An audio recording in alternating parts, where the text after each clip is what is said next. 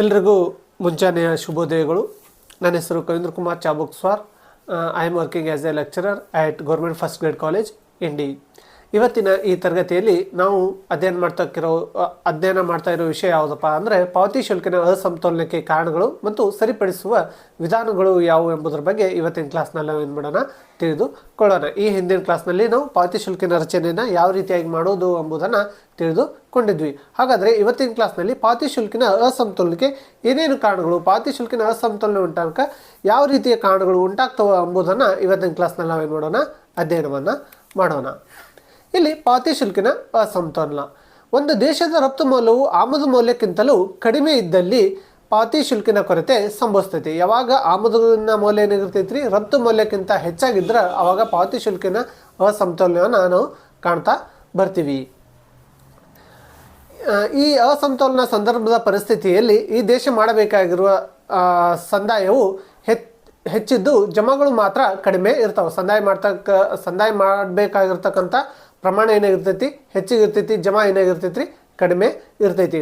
ಪಾವತಿ ಶುಲ್ಕಿನ ಅಸಮತೋಲನೆ ಅನೇಕ ಕೆಟ್ಟ ಪರಿಣಾಮಗಳಿಗೆ ಎಡೆ ಮಾಡಿಕೊಡುತ್ತದೆ. ಅದರಲ್ಲೂ ದೀರ್ಘಕಾಲೀನ ಅಸಮತೋಲನೆ ತುಂಬ ಅಪಾಯಕಾರಿಯಾದದ್ದು. ಈ ಪಾವತಿ ಶುಲ್ಕಿನ ಅಸಮತೋಲನೆ ಏನಾದರೂ ಅಲ್ಪಾವಧಿ ಇತ್ತಂದ್ರೆ ಅಷ್ಟೇನು ಪರಿಣಾಮವನ್ನು ಬೀರೋದಿಲ್ಲ. ಒಂದು ವೇಳೆ ಈ ಪಾವತಿ ಶುಲ್ಕಿನ ಅಸಮತೋಲನೆ ಏನಾದರೂ ದೀರ್ಘಾವಧಿಯಾಗಿತ್ತಂದ್ರೆ ಅದು ಆರ್ಥಿಕತೆ ಮೇಲೆ ಕೆಟ್ಟ ರೀತಿಯಾದ ಪರಿಣಾಮವನ್ನು ಬೀರ್ತೈತಿ ಅಂತೇಳಿ ಹೇಳ್ಬೋದು. ಹಾಗಾದರೆ ಅಸಮತೋಲನವನ್ನು ಯಾವ ರೀತಿಯಾಗಿ ಉಂಟಾಗ್ತೈತಿ ಅಂತೇಳಿ ನೋಡೋಣ. ಇಲ್ಲಿ ಸಮತೋಲನ ಪಾವತಿ ಶುಲ್ಕ, ಮೊದಲನೇದಾಗಿ ಸಮತೋಲನ ಪಾವತಿ ಶುಲ್ಕ ಬ್ಯಾಲೆನ್ಸ್ಡ್ ಬ್ಯಾಲೆನ್ಸ್ ಆಫ್ ಪೇಮೆಂಟ್ ಯಾವ ರೀತಿಯಾಗಿರ್ತೈತಿ. ಇಲ್ಲಿ ಆಮದುಗಳ ಮೌಲ್ಯ ಮತ್ತು ರಫ್ತುಗಳ ಮೌಲ್ಯ ಏನಾಗಿರ್ತಾವ, ಈಕ್ವಲ್ ಆಗಿ ಇರ್ತಾವ. ಆವಾಗ ಸಮತೋಲನ ಪಾವತಿ ಶುಲ್ಕ ಉಂಟಾಗುತ್ತೆ. ಆಮದಿನ ಮೌಲ್ಯನೂ ಅಷ್ಟೇ ಇರ್ತೈತಿ, ರಫ್ತು ಮೌಲ್ಯನೂ ಅಷ್ಟೇ ಇರೋದ್ರಿಂದ ಇದನ್ನು ನಾವು ಸಮತೋಲನ ಪಾವತಿ ಶುಲ್ಕ ಅಂತೇಳಿ ಕರಿತೀವಿ. ಇನ್ನು ಎರಡನೇದಾಗಿ ಬರ್ತಕ್ಕಂಥದ್ದು ಪಾವತಿ ಶುಲ್ಕಿನ ಮಿಗುತೆ, means surplus of balance of payment. ಇಲ್ಲಿ ಪಾವತಿ ಶುಲ್ಕಿನ ಮಿಗುತೆ ಅಥವಾ ಹೆಚ್ಚುವರಿ ಆಗಬೇಕಂದ್ರೆ ಇಲ್ಲಿ ಆಮದು ಮೌಲ್ಯ ಮತ್ತು ರಫ್ತು ಮೌಲ್ಯಗಳ ಮಧ್ಯೆ ಏನಾಗಿರ್ತೈತಿ ರೀ, ಆಮದುಗಳ ಮೌಲ್ಯವು ರಫ್ತು ಮೌಲ್ಯಗಳಿಗಿಂತ ಕಡಿಮೆ ಇರ್ತೈತಿ, ಅಥವಾ ಆಮದು ಮೌಲ್ಯಗಿಂತ ರಫ್ತಿನ ಮೌಲ್ಯ ಏನಾಗಿರ್ತೈತಿ, ಹೆಚ್ಚಿಗೆ ಆಗಿರ್ತೈತಿ. ಆವಾಗ ಏನಾಗ್ತೈತಿ, ಪಾವತಿ ಶುಲ್ಕಿನ ಮಿಗುತೆ ಉಂಟಾಕೈತಿ.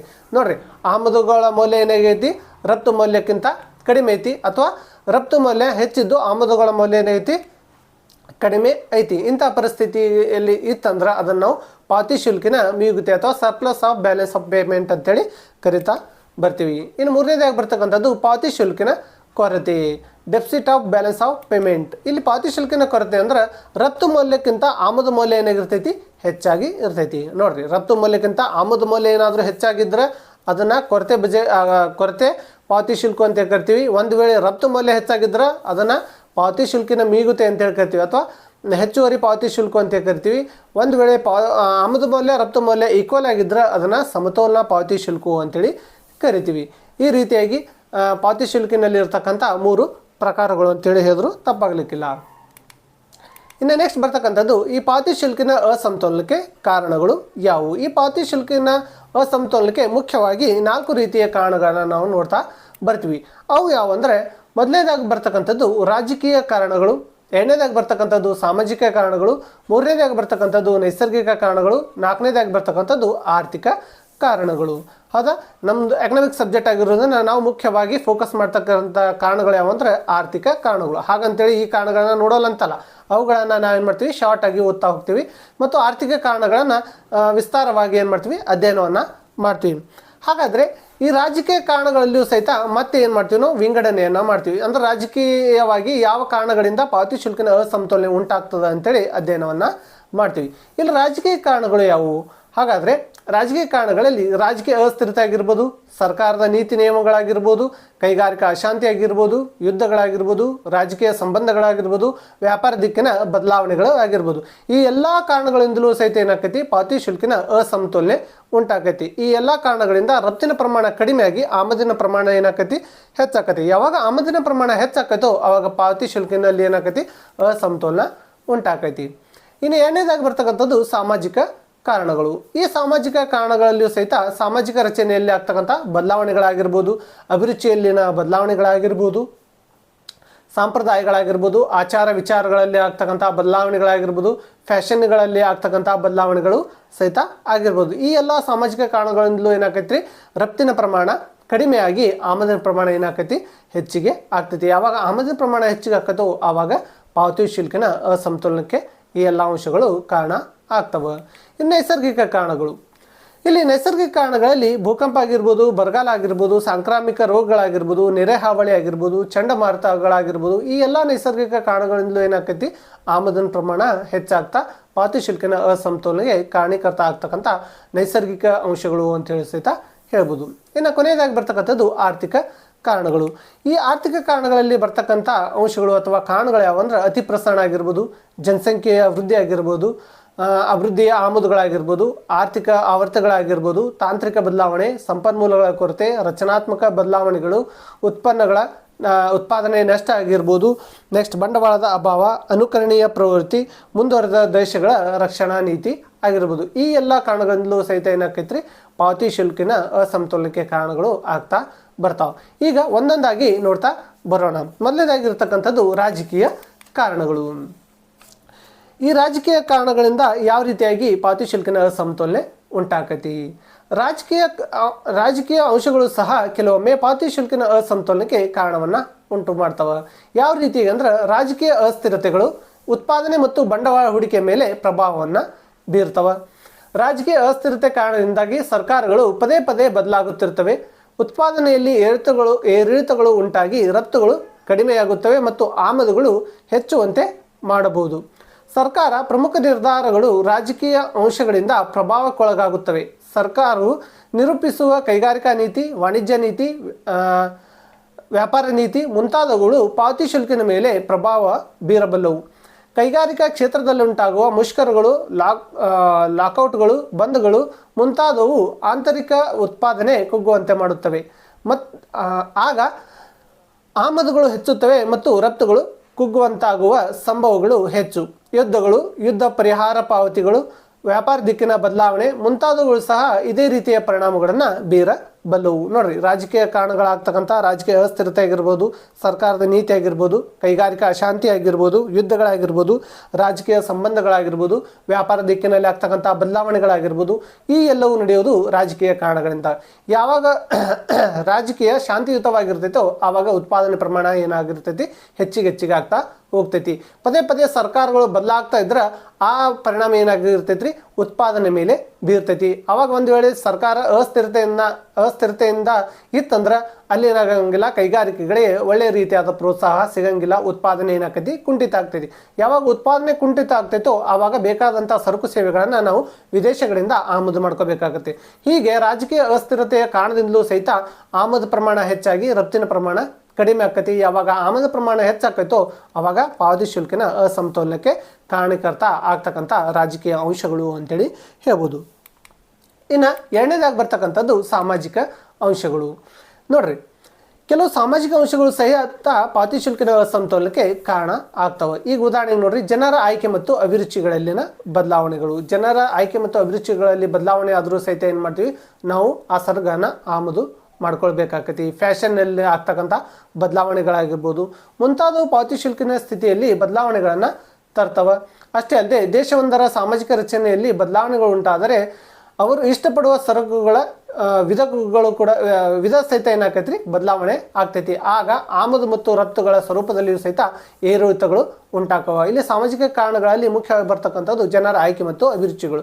ಜನರ ಆಯ್ಕೆ ಮತ್ತು ಅಭಿರುಚಿಗಳಲ್ಲಿ ಬದಲಾವಣೆ ಆಗ್ತಂದ್ರೆ ಆಟೋಮೆಟಿಕ್ಲಿ ಏನಾಕತಿ ಆಮದು ಪ್ರಮಾಣ ಹೆಚ್ಚಾಕತಿ. ಯಾಕಂದ್ರೆ ಅವರ ಆಯ್ಕೆ ಅಭಿರುಚಿಗಳು ಎಲ್ಲವೂ ವಿದೇಶಿ ಸರಕುಗಳನ್ನೇ ಬಯಸ್ತಿದ್ವು ಅಂದ್ರೆ ಅವಾಗ ಏನು ಮಾಡ್ಬೇಕಾಗತ್ರಿ ವಿದೇಶಿ ಸರಕುಗಳನ್ನೇ ತರಿಸ್ಕೋಬೇಕಾಗತ್ತೆ. ಆವಾಗ ಆಮದು ಪ್ರಮಾಣ ಹೆಚ್ಚಾಗಿ ಪಾವತಿ ಶುಲ್ಕಿನ ಅಸಮತೋಲನೆ ಉಂಟಾಗಕ್ಕೆ ಈ ಸಾಮಾಜಿಕ ಅಂಶಗಳು ಸಹಿತ ಏನಾಕವ ಕಾರಣೀಭೂತ ಆಗ್ತವ ಅಂತೇಳಿ ಹೇಳ್ಬೋದು. ಇನ್ನು ನೆಕ್ಸ್ಟ್ ಬರ್ತಕ್ಕಂಥದ್ದು ನೈಸರ್ಗಿಕ ಅಂಶಗಳು. ಇಲ್ಲಿ ನೈಸರ್ಗಿಕ ಅಂಶಗಳಂದರೆ ಭೂಕಂಪ ಆಗಿರ್ಬೋದು, ಬರಗಾಲ ಆಗಿರ್ಬೋದು, ನೆರೆ ಹಾವಳಿಗಳಾಗಿರ್ಬೋದು, ಸಾಂಕ್ರಾಮಿಕ ರೋಗಗಳಾಗಿರ್ಬೋದು ಮುಂತಾದ ನೈಸರ್ಗಿಕ ಅಂಶಗಳಿಂದ ಉತ್ಪಾದನೆ ಏನಾಕೈತಿ ಕಡಿಮೆ ಆಗ್ತೈತಿ. ಯಾವಾಗ ಉತ್ಪಾದನೆ ಕಡಿಮೆ ಆಗ್ತೈತೋ ಆವಾಗ ಆಮದಿನ ಪ್ರಮಾಣ ಏನಾಗುತ್ತೆ ಹೆಚ್ಚುವಂತೆ ಹಾಗೂ ರಫ್ತು ಕಡಿಮೆಯಾಗುವಂತೆ ಮಾಡುತ್ತವೆ. ಇಂತಹ ನೈಸರ್ಗಿಕ ವಿಪತ್ತುಗಳು ಮಾನವನ ಹತೋಟಿಯಲ್ಲಿ ಇರುವುದಿಲ್ಲ. ಈಗ ಉದಾಹರಣೆಗೆ ನೋಡ್ರಿ, 1994ರಲ್ಲಿ ಉತ್ತರದ ಕೆಲವು ರಾಜ್ಯಗಳಲ್ಲಿ ಪ್ಲೇಗ್ ಕಾಯಿಲೆ ಹರಡುತ್ತಿದೆ ಎಂಬ ವದಂತಿ ಹಬ್ಬಿದಾಗ ಅನೇಕ ದೇಶಗಳು ಭಾರತ ಸರ್ಕಾರನ ಬಹಿಷ್ಕಾರ ಮಾಡಿದವು. ನೋಡಿರಿ 1994ರಲ್ಲಿ ಕೆಲವು ರಾಜ್ಯಗಳಲ್ಲಿ ಪ್ಲೇಗ್ ಹರಡ್ತಾ ಇದೆ ಅಂತೇಳಿ ಬರೀ ವದಂತಿ ಇತ್ತು. ಆ ವದಂತಿ ಇರೋದ್ರಿಂದಲೇ ಸಾಕಷ್ಟು ರಾಷ್ಟ್ರಗಳು ಏನು ಮಾಡಿದ್ವು ರೀ, ಭಾರತದ ಸರಕುಗಳನ್ನು ಬ್ಯಾನ್ ಮಾಡಿದ್ವು ಅಥವಾ ಆ ಸರಕುಗಳನ್ನೇ ಬಹಿಷ್ಕಾರ ಮಾಡಿದ್ರು. ಆವಾಗ ಬಹಿಷ್ಕಾರ ಮಾಡಿದ್ರೆ ಉತ್ಪಾದನೆ ಮಾಡ್ತಕ್ಕಂಥ ಸರಕುಗಳು ಏನಾಗ್ತಾವ್ರಿ, ವೇಸ್ಟ್ ಆಗ್ತಾವ ಮತ್ತು ರಫ್ತು ಪ್ರಮಾಣ ಏನಾಕತಿ, ಕಡಿಮೆ ಆಗ್ತೈತಿ. ಈಗ ಏಕಾಏಕಿಯಾಗಿ ಭೂಕಂಪ ಆಯಿತು, ನೆರೆ ಹಾವಳಿ ಆಯಿತು, ಬರಗಾಲ ಸಂಭವಿಸ್ತು, ಸಾಂಕ್ರಾಮಿಕ ರೋಗಗಳು ಬತ್ತಂದ್ರು ಆವಾಗಲೂ ಏನಾಕೈತ್ರಿ, ಉತ್ಪಾದನೆ ಪ್ರಮಾಣ ಕಡಿಮೆ ಆಕತಿ ಮತ್ತು ರಫ್ತಿನ ಪ್ರಮಾಣ ಏನಾಕತಿ, ಕಡಿಮೆ ಆಗ್ತೈತಿ. ಯಾವಾಗ ರಫ್ತಿನ ಪ್ರಮಾಣ ಕಡಿಮೆ ಆಗ್ತೈತಿ ಮತ್ತು ಸ್ವದೇಶದಲ್ಲಿ ಉತ್ಪಾದನೆ ಪ್ರಮಾಣ ಕಡಿಮೆ ಆಕತ್ತೋ ಅವಾಗ ಅನಿವಾರ್ಯವಾಗಿ ನಾವೇನು ಮಾಡಬೇಕಾಗೈತಿ, ವಿದೇಶಿ ಸರಕುಗಳನ್ನು ಆಮದು ಮಾಡ್ಕೊಳ್ಬೇಕಾಗೈತಿ. ಯಾವಾಗ ವಿದೇಶಿ ಸರಕುಗಳನ್ನು ನಾವು ಆಮದು ಮಾಡ್ಕೋತೀವೋ ಆವಾಗ ಆಮದಿನ ಪ್ರಮಾಣ ಹೆಚ್ಚಾಗಿ ಪಾವತಿ ಶುಲ್ಕಿನ ಅಸಮತೋಲನೆ ಉಂಟಾಗ್ತದೆ ಅಂತೇಳಿ ಹೇಳ್ಬೋದು. ಇಷ್ಟೆಲ್ಲವೂ ರಾಜಕೀಯ ಕಾರಣಗಳು, ಸಾಮಾಜಿಕ ಕಾರಣಗಳು ಮತ್ತು ನೈಸರ್ಗಿಕ ಕಾರಣಗಳು ಅಂತೇಳಿ ನೋಡಿದ್ವಿ. ಇನ್ನು ನೋಡ್ತಾ ಇರೋ ಅಂಶ ಅಂದರೆ ಆರ್ಥಿಕ ಕಾರಣಗಳು. ಯಾವ ಆರ್ಥಿಕ ಕಾರಣಗಳು? ಆರ್ಥಿಕ ಕಾರಣಗಳಿಂದಲೂ ಸಹಿತ ಪಾವತಿ ಶುಲ್ಕಿನಲ್ಲಿ ಅಸಮತೋಲನೆ ಉಂಟಾಗ್ತೈತಿ. ಅಂಥ ಪ್ರಮುಖ ಆರ್ಥಿಕ ಕಾರಣಗಳು ಯಾವುವು ಅಂತೇಳಿ ಆಲ್ರೆಡಿ ನಾವೇನು ಮಾಡಿದ್ವಿ, ಈಗ ಒಂದು ಚಾರ್ಟಲ್ಲಿ ನೋಡಿದ್ವಿ. ಈಗ ಒಂದೊಂದಾಗಿ ಅವುಗಳನ್ನು ಏನು ಮಾಡೋಣ, ಎಕ್ಸ್ಪ್ಲೇನ್ ಮಾಡ್ತಾ ಹೋಗ್ತೀನಿ. ಮೊದಲನೇದಾಗಿ ಬರ್ತಕ್ಕಂಥದ್ದು ಅತಿ ಪ್ರಸರಣ, ಇನ್ಫ್ಲೇಷನ್ ಅಂತೇಳಿ ಕರಿತೀವಿ. ಇಲ್ಲಿ ಅತಿ ಪ್ರಸರಣ ಅಂದ್ರೆ ನೋಡ್ರಿ, ಅತಿ ಕಡಿಮೆ ಸರಕುಗಳನ್ನು ಅತಿ ಹೆಚ್ಚು ಹಣ ಬೆನ್ನಟ್ಟುವ ಪರಿಸ್ಥಿತಿಯನ್ನು ನಾವು ಅತಿ ಪ್ರಸರಣ ಅಥವಾ ಇನ್ಫ್ಲೇಷನ್ ಅಂತೇಳಿ ಕರಿತಾ ಬರ್ತೀವಿ. ಅಥವಾ ದಿನನಿತ್ಯ ಬಳಸ್ತಕ್ಕಂಥ ಸರಕು ಸೇವೆಗಳ ಪ್ರಮಾಣ ಗಣನೀಯವಾಗಿ ಅವುಗಳ ಬೆಲೆ ಹೆಚ್ಚುವುದನ್ನು ನಾವು ಅತಿ ಪ್ರಸರಣ ಅಂತೇಳಿ ಕರಿತೀವಿ. ಇಂಥ ಅತಿ ಪ್ರಸರಣ ಕಾಲದಲ್ಲೂ ಸಹಿತ ಪಾವತಿ ಶುಲ್ಕಿನ ಅಸಮತೋಲನೆ ಉಂಟಾಕತಿ. ಯಾವ ರೀತಿಯಾಗಿ ಅಂದ್ರೆ, ಅತಿ ಪ್ರಸರಣ ಸಂದರ್ಭದಲ್ಲಿ ಆಮದುಗಳು ಹೆಚ್ಚುವ ಮತ್ತು ರಫ್ತುಗಳು ಕಡಿಮೆಯಾಗುವ ಸಂಭವ ಇರ್ತೈತಿ. ಯಾವ ರೀತಿಯಾಗಿ ನೋಡ್ರಿ, ಅತಿ ಪ್ರಸರಣ ಕಾಲದಲ್ಲಿ ಉತ್ಪಾದನಾ ವೆಚ್ಚ ಹೆಚ್ಚುವುದರಿಂದ ಸರಕುಗಳ ಬೆಲೆಗಳು ಏನಾಗ್ತವ, ಸ್ವದೇಶೀಯವಾಗಿ ಸರಕುಗಳ ಬೆಲೆ ಏರ್ತವ.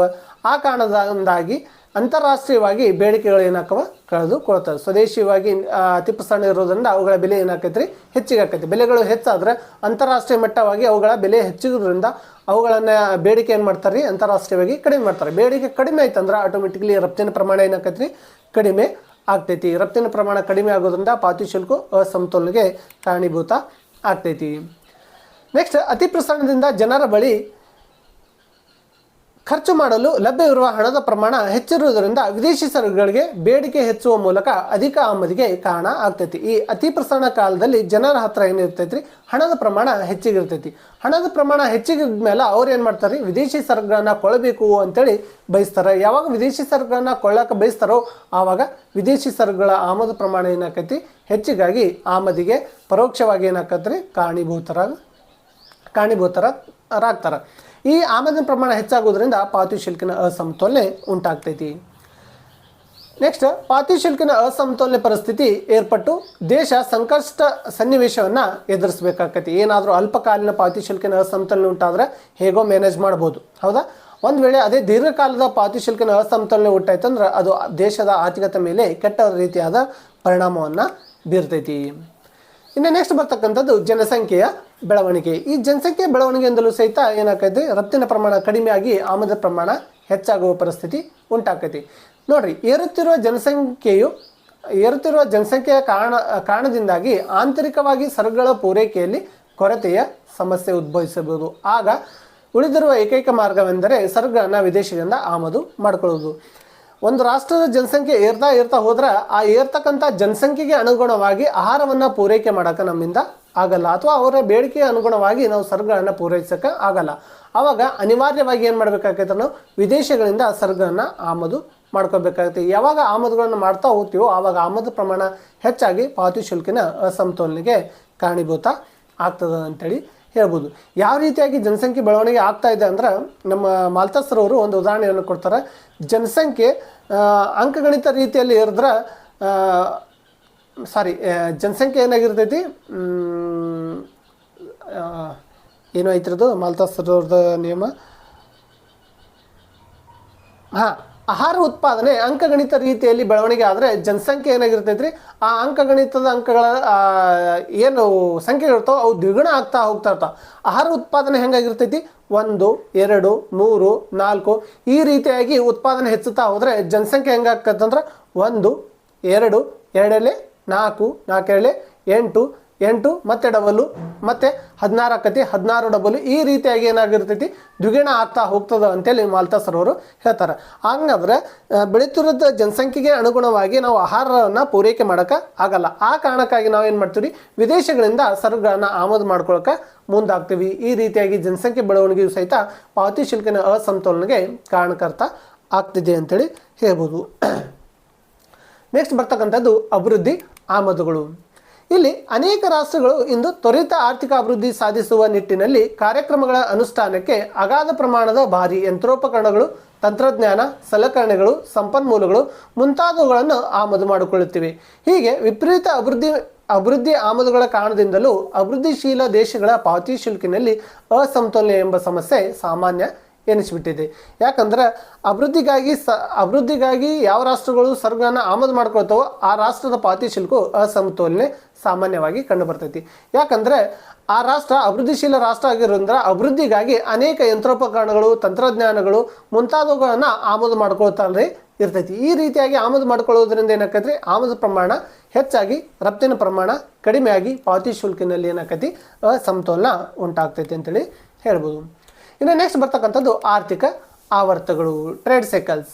ಇಲ್ಲಿ ಬಂಡವಾಳಶಾಹಿ ದೇಶಗಳಲ್ಲಿ ಆಗಾಗ ಸಂಭವಿಸುವ ಆರ್ಥಿಕ ಆವರ್ತಗಳು ಆ ರಾಷ್ಟ್ರದ ಆಮದು ಮತ್ತು ರಫ್ತುಗಳ ಪ್ರಮಾಣದಲ್ಲಿ ಅಸಮತೋಲನವನ್ನು ಏರ್ಪಡಿಸಿ ಪಾವತಿ ಶುಲ್ಕಿನ ಸಮಸ್ಯೆಯನ್ನು ಹುಟ್ಟು ಹಾಕುತ್ತವೆ.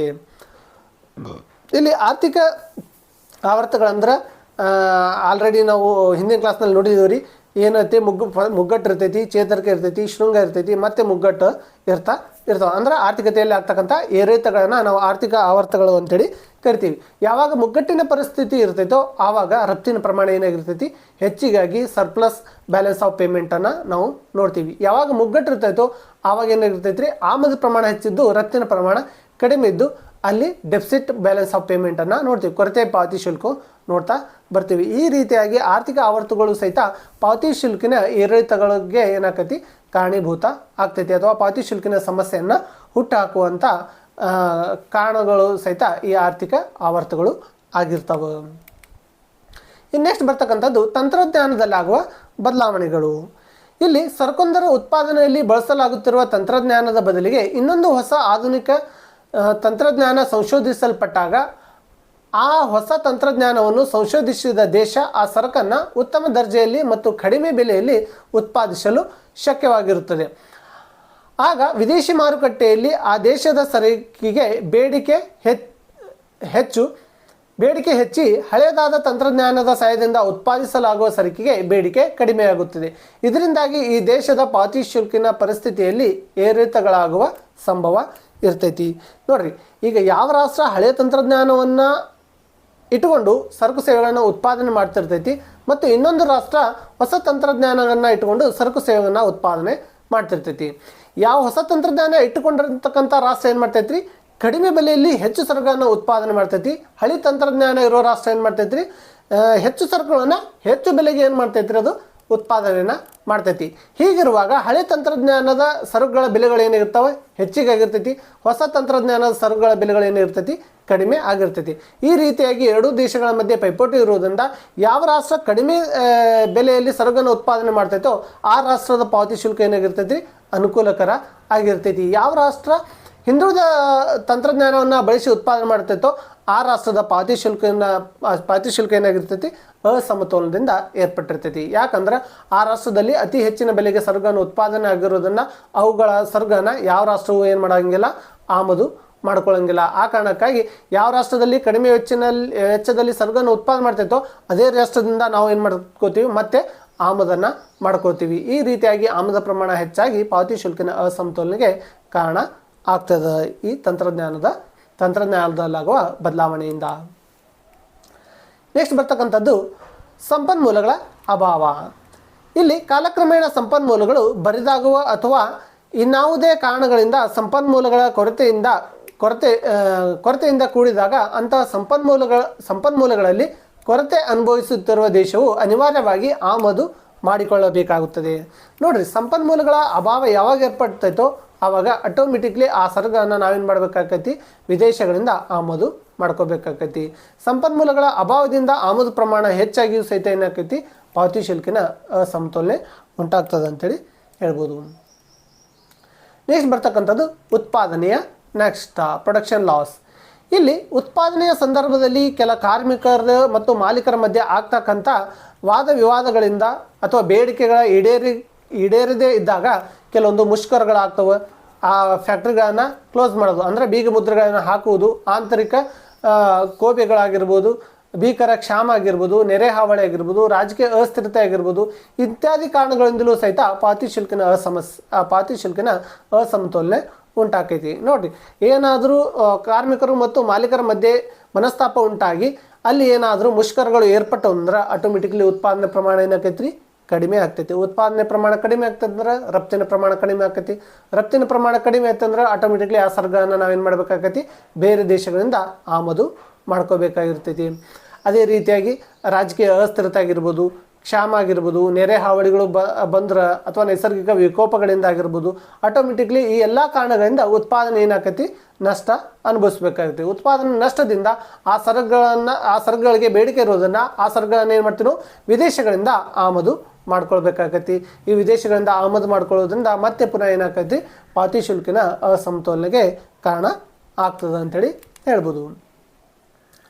ನೆಕ್ಸ್ಟ್ ರಚನಾತ್ಮಕ ಬದಲಾವಣೆಗಳು. ಇಲ್ಲಿ ರಚನಾತ್ಮಕ ಬದಲಾವಣೆಗಳಂದ್ರೆ ರಚನಾತ್ಮಕ ಹೊಂದಾಣಿಕೆಗಳು ಪೂರೈಕೆಯಲ್ಲಿನ ಬದಲಿ ವ್ಯವಸ್ಥೆಯ ಉಗಮ ಆಗಿರ್ಬೋದು, ಬದಲಿ ಸರಕುಗಳ ಉತ್ಪಾದನೆ ಆಗಿರ್ಬೋದು, ಸಂಪನ್ಮೂಲಗಳು ಬರಿದಾಗುವಿಕೆ, ಸಾರಿಗೆ ವೆಚ್ಚದಲ್ಲಿನ ಬದಲಾವಣೆಗಳು, ಆಯ್ಕೆ ಮತ್ತು ಅಭಿರುಚಿಗಳಲ್ಲಿನ ಬದಲಾವಣೆಗಳು, ಹೊಸ ತಂತ್ರಜ್ಞಾನದ ಉಗಮ ಇತ್ಯಾದಿಗಳ ರೂಪದಲ್ಲಿ ನಡೆಯುತ್ತಿರುತ್ತವೆ. ಇಂತಹ ರಚನಾತ್ಮಕ ಬದಲಾವಣೆಗಳ ಕಾರಣದಿಂದಲೂ ಸಹಿತ ಪಾವತಿ ಶುಲ್ಕಿನ ಅಸಮತೋಲನೆ ಉಂಟಾಕೈತಿ. ನೋಡ್ರಿ, ಈಗ ರಚನಾತ್ಮಕ ಬದಲಾವಣೆ ಅಂದ್ರೆ ತಂತ್ರಜ್ಞಾನದಲ್ಲಿ ಏನಾದರೂ ಹೊಸ ತಂತ್ರಜ್ಞಾನಗಳ ಉಗಮ ಆಯ್ತಂದ್ರೆ ಅವಾಗ ಆಟೋಮೆಟಿಕ್ಲಿ ಏನಾಕೈತಿ ಹಳೆ ತಂತ್ರಜ್ಞಾನ ಉಪಯೋಗ ಮಾಡ್ತಕ್ಕಂಥ ರಾಷ್ಟ್ರಗಳ ಉತ್ಪಾದನೆ ಏನಾಕೈತಿ ಕಡಿಮೆ ಆಗ್ತಾ ಬರ್ತೈತಿ. ಅದೇ ರೀತಿಯಾಗಿ ಜನರ ಆಯ್ಕೆ ಅಭಿರುಚಿಗಳಲ್ಲಿ ಏನಾದರೂ ಬದಲಾವಣೆ ಆದರೂ ಸಹಿತ ವಿದೇಶಿ ಸರಕುಗಳನ್ನು ಬಳಸಬೇಕು ಅಂತೇಳಿ ಅವರ ಆಯ್ಕೆಗಳು ಬದಲಾದ್ರೆ ಅವಾಗಲೂ ಸಹಿತ ಏನಾಕೈತ್ರಿ ಆಮದುಗಳು ಆಗ್ತವೆ. ಏನಾದರೂ ಉತ್ಪಾದನೆ ನಷ್ಟ ಆಯ್ತಂದ್ರೂ ಆವಾಗಲೂ ಸಹಿತ ಆಮದು ಪ್ರಮಾಣ ಏನಾಕೈತ್ರಿ ಹೆಚ್ಚಿಗೆ ಆಗ್ತೈತಿ. ನೆಕ್ಸ್ಟ್ ಬದಲಿ ಸರಕುಗಳ ಉತ್ಪಾದನೆಯಲ್ಲೂ ಸಹಿತ ವಿಫಲ ಆದ್ರೆ ಆವಾಗಲೂ ಆ ಸರಕುಗಳನ್ನು ಏನು ಮಾಡಬೇಕಾಕತಿ ನಾವು ವಿದೇಶಗಳಿಂದ ಆಮದನ್ನು ಮಾಡ್ಕೋಬೇಕಾಕತಿ. ಒಂದು ವೇಳೆ ಸಂಪನ್ಮೂಲಗಳು ಬರಿದಾದರೂ ಸಹಿತ ಏನು ಮಾಡಬೇಕಾಗ್ತೈತಿ ಆ ಸಂಪನ್ಮೂಲದಿಂದ ಉತ್ಪಾದನೆ ಮಾಡ್ತಕ್ಕಂಥ ಸರಕುಗಳನ್ನು ಸಹಿತ ವಿದೇಶಗಳಿಂದ ಆಮದು ಮಾಡ್ಕೋಬೇಕಾಗೈತಿ. ಈ ರೀತಿಯಾಗಿ ಉತ್ಪಾದನೆಯಲ್ಲಿ ಆಗ್ತಕ್ಕಂಥ ಅಥವಾ ಜನರ ಆಯ್ಕೆ ಅಭಿರುಚಿಗಳಲ್ಲಿ ಟೋಟಲ್ ಆಗಿ ಆಗ್ತಕ್ಕಂಥ ರಚನಾತ್ಮಕ ಬದಲಾವಣೆಗಳಿಂದ ಪಾವತಿ ಶುಲ್ಕಿನ ಅಸಮತೋಲನೆ ಉಂಟಾಕತಿ. ಈ ರಚನಾತ್ಮಕ ಬದಲಾವಣೆಗಳ ಕಾರಣದಿಂದ ಆಮದು ಪ್ರಮಾಣ ಏನಾಕತಿ ಹೆಚ್ಚಿಗಾಗಿ ಪಾವತಿ ಶುಲ್ಕಿನ ಅಸಮತೋಲನಕ್ಕೆ ಕಾರಣ ಆಗ್ತದೆ ಅಂತೇಳಿ ಹೇಳ್ಬೋದು. ನೆಕ್ಸ್ಟ್ ಬರ್ತಕ್ಕಂಥದ್ದು ಬಂಡವಾಳದ ಅಭಾವ. ಈ ಬಂಡವಾಳದ ಅಭಾವವನ್ನು ಎದುರಿಸುತ್ತಿರುವ ದೇಶವು ಅಭಿವೃದ್ಧಿ ಚಟುವಟಿಕೆಗಳಿಗಾಗಿ ವಿದೇಶಿ ಮೂಲಗಳಿಂದ ಬಂಡವಾಳವನ್ನು ಸಂಗ್ರಹಿಸಬೇಕಾಗುತ್ತದೆ. ಹೀಗೆ ವಿಪರೀತವಾದ ಬಂಡವಾಳದ ಆಮದಿನ ಪರಿಣಾಮವಾಗಿಯೂ ಪಾವತಿ ಶುಲ್ಕಿನಲ್ಲಿ ಅಸಮತೋಲನ ಏರ್ಪಡ್ತೈತಿ. ಯಾವಾಗ ಬಂಡವಾಳದ ಅಭಾವ ಆಗ್ತೈತೋ ಆವಾಗ ಆ ಬಂಡವಾಳವನ್ನು ಪಡೆಯುವುದಕ್ಕಾಗಿ ನಾವು ವಿದೇಶಿಗರ ಮೇಲೆ ಅವಲಂಬನ ಆಗ್ತೀವಿ.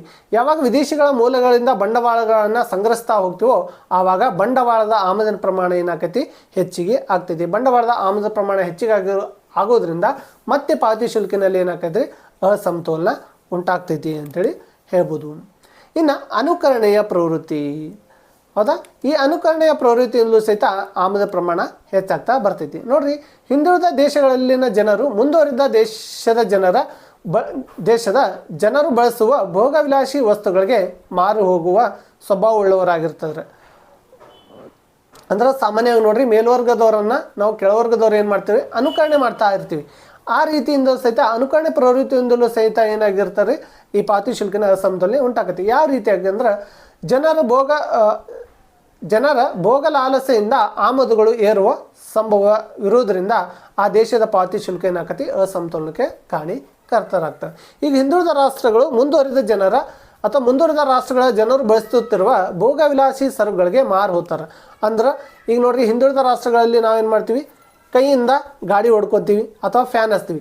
ಅದನ್ನು ಬಿಟ್ಟು ನಾವು ಏನಾದರೂ ವಿದೇಶಿಗರು AC ಬಳಸ್ತಾರೆ, ಕೂಲರ್ ಬಳಸ್ತಾರಂತೆ, ಅದನ್ನು ನಾವು ಏನಾದರೂ ಬಳಸಬೇಕಂತ ಇಷ್ಟಪಟ್ಟರೆ ಅಂದ್ರೆ ಮತ್ತೆ AC ಕೂಲರ್ಗಳು ಏನಾಕವ್ರಿ ವಿದೇಶಗಳಿಂದ ಆಮದು ಮಾಡ್ಕೊಳ್ಬೇಕು. ಈಗೆಲ್ಲ ಸ್ವದೇಶಿಯಾಗಿ ಉತ್ಪಾದನೆ ಮಾಡ್ತಿದ್ವಿ, ಮೊದಲೆಲ್ಲ ಏನು ಮಾಡ್ತಿದ್ವಿ ಅವುಗಳನ್ನು ಆಮದು ಮಾಡ್ಕೊಳ್ತಿದ್ವಿ.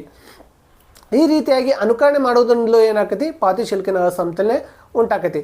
ಅದೇನೋ ಅಂತಾರಲ್ರಿ, ಹೊಟ್ಟೆಗೆ ಹಿಟ್ಟಿಲ್ದಿದ್ರು ಜುಟ್ಟಿಗೆ ಮಲ್ಲಿಗೆ ಅಂತ. ಹೌದಾ, ಊಟಕ್ಕೆ ಇಲ್ಲ ಆದರೂ ಮತ್ತೊಬ್ಬರು ನೋಡಿ ಅವರು ಹೂವು ಹಾಕ್ಕೊಂಡ್ರೆ ಅಂತೇಳಿ ಇವರು ಹೂವು ಹಾಕ್ಕೊಳಕ್ಕೆ ಏನು ಮಾಡ್ತಾರೆ, ವೆಚ್ಚವನ್ನು ಮಾಡ್ತಾರೆ. ಆ ವೆಚ್ಚವನ್ನು ಏನಾಗಿರ್ತದೆ ನಾವು ಆಮದು ಮಾಡ್ಕೊಳ್ತಕ್ಕಂಥ ಸರಕಿಗೆ ಇಲ್ಲಿ ಹೋಲಿಸ್ಬೋದು. ಹಿಂದುಳಿದ ರಾಷ್ಟ್ರ ನಮ್ಮದು, ಏನಾದರೂ ಮುಂದುವರೆದ ರಾಷ್ಟ್ರಗಳನ್ನು ನೋಡಿ ನಾವು ಅನುಕರಣೆ ಮಾಡ್ತಾ ಹೋದ್ರೆ ಆವಾಗ ಆಮದು ಪ್ರಮಾಣ ಏನಾಗ್ತೈತಿ, ಹೆಚ್ಚಿಗಾಗ್ತಾ ಹೋಗ್ತೈತಿ. ಆ ಕಾರಣದಿಂದಲೂ ಸಹಿತ ಪಾವತಿ ಶುಲ್ಕಿನ ಅಸಮತೋಲನೆ ಉಂಟಾಗ್ತದೆ ಅಂತೇಳಿ ಹೇಳ್ಬೋದು. ಇನ್ನು ಕೊನೆಯದಾಗಿ ಬರ್ತಕ್ಕಂಥದ್ದು ಮುಂದುವರೆದ ದೇಶಗಳ ರಕ್ಷಣಾ ನೀತಿ. ಇಲ್ಲಿ ಮುಂದುವರೆದ ರಾಷ್ಟ್ರಗಳು ಏನು ಮಾಡ್ತಾವೆ, ತಮ್ಮ ರಕ್ಷಣಾ ನೀತಿಯನ್ನು ಅನುಸರಿಸ್ತವೆ. ಜಗತ್ತಿನ ಅನೇಕ ಮುಂದುವರೆದ ದೇಶಗಳು ರಕ್ಷಣಾ ವ್ಯಾಪಾರ ನೀತಿಯನ್ನು ಅನುಸರಿಸಲು ಮುಂದಾದಾಗ ಹಿಂದುಳಿದ ದೇಶಗಳ ಸರಕಿನ ಮೇಲೆ ಸುಂಕವನ್ನು ವಿಧಿಸ್ತವೆ. ಈ ಕಾರಣದಿಂದಾಗಿ ಹಿಂದುಳಿದ ದೇಶಗಳ ರಫ್ತುಗಳು ಬೆಳವಣಿಗೆಯಾಗದೆ ಈ ದೇಶದ ಪಾವತಿ ಶುಲ್ಕಿನ ಅಸಮತೋಲನೆಗೆ ಒಳಗಾಗ್ತವ. ಮುಂದುವರೆದ ರಾಷ್ಟ್ರಗಳು ಏನಾದರೂ ರಕ್ಷಣಾ ನೀತಿ ಅಂದ್ರೆ ಅಲ್ಲೇನು ಮಾಡ್ತಾರೆ, ಸುಂಕಗಳಾಗಿರ್ಬೋದು, ಕೋಟಾಗಳಾಗಿರ್ಬೋದು, ಆಮದು ಪರವಾನಗಿ ಆಗಿರ್ಬೋದು, ರಫ್ತು ನೀತಿಗಳಾಗಿರ್ಬೋದು, ಈ ಎಲ್ಲ ನೀತಿಗಳನ್ನು ಅನುಸರಿಸುವುದರಿಂದ ಹಿಂದುಳಿದ ರಾಷ್ಟ್ರಗಳಲ್ಲಿ ಉತ್ಪಾದನೆ ಆಗ್ತಕ್ಕಂಥ ಸರಕುಗಳು ರಫ್ತು ಆಗದೆ ಏನಾಗಿರ್ತಾವ್ರಿ, ಅಲ್ಲೇ ಉಳಿದು ಬಿಡ್ತಾವೆ. ಹೀಗಾಗಿ ರಫ್ತಿಗೆ ಉತ್ತೇಜನ ಇರಲಾರ್ದೆ ಏನಾಗ್ತೈತಿ, ಆ ರಾಷ್ಟ್ರದ ಪಾವತಿ ಶುಲ್ಕಿನ ಅಸಮತೋಲನೆಯನ್ನು ಎದುರಿಸಬೇಕಾಗ್ತೈತೆ. ಮುಂದುವರೆದ ರಾಷ್ಟ್ರಗಳು ಏನು ಮಾಡ್ತಾವ್ರಿ, ಸುಂಕಗಳಾಗಿರ್ಬೋದು, ಕೋಟಾಗಳನ್ನು ಹೇರುವುದು ಆಗಿರುವ ಒಟ್ಟಾರೆಯಾಗಿ ರಕ್ಷಣಾ ನೀತಿಯನ್ನು ಅನುಸರಿಸುವುದರಿಂದ ಹಿಂದುಳಿದ ರಾಷ್ಟ್ರಗಳ ಸರಕುಗಳು ಏನಾಗಿರೋ ರಫ್ತು ಆಗದೆ ಹಾಗೆ ಉಳಿದು ಬಿಡ್ತಾವೆ, ರಫ್ತಿನಲ್ಲಿ ಬೆಳವಣಿಗೆ ಆಗೋದಿಲ್ಲ. ಈ ಕಾರಣದಿಂದಲೂ ಏನಾಗ್ತೈತಿ, ಪಾವತಿ ಶುಲ್ಕಿನೆಲ್ಲ ಅಸಮತೋಲನೆ ಉಂಟಾಗ್ತೈತಿ. ಈ ಎಲ್ಲ ಕಾರಣಗಳಿಂದ ಏನಾಗ್ತೈತಿ, ಪಾವತಿ ಶುಲ್ಕಿನ ಅಸಮತೋಲನೆ ಉಂಟಾಗ್ತದೆ ಅಂಥೇಳಿ ಹೇಳ್ಬೋದು. ಈ ಪಾವತಿ ಶುಲ್ಕಿನ ಅಸಮತೋಲನೆ ಏನಾದರೂ ಅಲ್ಪಾವಧಿಯದಾಗಿತ್ತಂದ್ರೆ ಅಷ್ಟೇನು ತೊಂದರೆ ಆಗೋದಿಲ್ಲ. ಅದನ್ನು ನಾವೇನು ಮಾಡ್ಬೋದು ರೀ, ಬೇರೆ ರಾಷ್ಟ್ರಗಳಿಂದ ಸಾಲ ತರುವುದಾಗಿರ್ಬೋದು ಅಥವಾ ನಮ್ಮಲ್ಲಿರ್ತಕ್ಕಂಥ ಚಿನ್ನಗಳನ್ನು ಮಾರುವುದರ ಮೂಲಕ ಅದನ್ನು ನಾವೇನು ಹೋಗ್ಬೋದು, ಸಮತೋಲನೆಗೆ ತರ್ಬೋದು. ಒಂದು ವೇಳೆ ಅದೇನಾದರೂ ದೀರ್ಘಾವಧಿಯ ಅಸಮತೋಲನ ಇತ್ತಂದ್ರೆ ಒಂದು ದೇಶದ ಆರ್ಥಿಕತೆ ಮೇಲೆ ದುಷ್ಪರಿಣಾಮವನ್ನು ಬೀರ್ತಾವೆ. ಅಷ್ಟು ಪ್ರಭಾವಶಾಲಿ ಆಗಿರ್ತೈತಿ ಈ ಪಾವತಿ ಶುಲ್ಕಿನ ಅಸಮತೋಲನೆ ಅಂತೇಳಿ ಹೇಳ್ಬೋದು. ಅದನ್ನೇ ಕನ್ಕ್ಲೂಷನ್ನಲ್ಲಿ ಹೇಳಿದ್ವಿ. ಪಾವತಿ ಶುಲ್ಕಿನಲ್ಲಿ ಕಾಣಿಸಿಕೊಳ್ಳುವ ಅಸಮತೋಲನ ಅಲ್ಪಕಾಲಿಕವಾಗಿದ್ದರೆ ಅಂತಹದ್ದೇನು ತೊಂದರೆ ಇರುವುದಿಲ್ಲ. ಆದರೆ ಮುಂದುವರಿದು ದೀರ್ಘಕಾಲೀನ ಅಸಮತೋಲನ ಯಾವತ್ತೂ ಅಪಾಯಕರ. ದೀರ್ಘಕಾಲೀನ ಅಸಮತೋಲನವು ಅನೇಕ ದುಷ್ಪರಿಣಾಮಗಳನ್ನು ಬೀರುವಷ್ಟು ಪ್ರಭಾವವುಳ್ಳದ್ದಾಗಿದೆ. ಆದ್ದರಿಂದ ಅಂತಹ ಅಸಮತೋಲನ ನಿವಾರಣೆಗೆ ಶೀಘ್ರವಾಗಿ ಮಾರ್ಗೋಪಾಯಗಳನ್ನು ಕಂಡುಹಿಡಿದುಕೊಳ್ಬೇಕು. ಇಲ್ಲಂದ್ರೆ ಏನಾಕತ್ರಿ, ಅವುಗಳ ಪರಿಣಾಮ ಇಡೀ ಆರ್ಥಿಕ ವ್ಯವಸ್ಥೆಯೇ ಕುಸಿದು ಬೀಳುವಷ್ಟು ಪರಿಣಾಮವನ್ನು ಬೀರ್ತವೆ ಅಂಥೇಳಿ ಹೇಳ್ಬೋದು. ಇಷ್ಟು ಇವತ್ತಿನ ಕ್ಲಾಸ್ ಆಗಿರ್ತೈತಿ. ಇವತ್ತಿನ ಕ್ಲಾಸ್ನಲ್ಲಿ ನಾವು ಪಾವತಿ ಶುಲ್ಕಿನ ಅಸಮತೋಲನೆಗೆ ಕಾರಣ ಆಗ್ತಕ್ಕಂಥ ರಾಜಕೀಯ ಅಂಶಗಳು, ಸಾಮಾಜಿಕ ಅಂಶಗಳು, ನೈಸರ್ಗಿಕ ಅಂಶಗಳು ಮತ್ತು ಆರ್ಥಿಕ ಅಂಶಗಳು, ಈ ಎಲ್ಲ ಅಂಶಗಳು ಪಾವತಿ ಶುಲ್ಕಿನ ಅಸಮತೋಲನೆಗೆ ಯಾವ ರೀತಿಯಾಗಿ ಕಾರಣೀಕರ್ತ ಆಗ್ತವೆ ಎಂಬುದನ್ನು ಇವತ್ತಿನ ಕ್ಲಾಸ್ನಲ್ಲಿ ನಾವು ನೋಡಿದ್ವಿ. ಮುಂದಿನ ಕ್ಲಾಸ್ನಲ್ಲಿ ಈ ಪಾವತಿ ಶುಲ್ಕಿನ ಅಸಮತೋಲನವನ್ನು ನಿವಾರಿಸುವ ಕ್ರಮಗಳು ಯಾವುವು ಎಂಬುದರ ಬಗ್ಗೆ ಅಧ್ಯಯನವನ್ನು ಮಾಡೋಣ. ಇವತ್ತಿಗೆ ಇಲ್ಲಿಗೆ ಕ್ಲಾಸನ್ನು ಮುಗಿಸೋಣ. ಧನ್ಯವಾದಗಳು.